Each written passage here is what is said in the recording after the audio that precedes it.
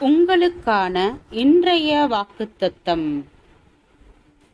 அநாதி தேவனே உனக்கு அடைக்கலம், அவருடைய நித்திய புயங்கள் உனக்கு ஆதாரம்.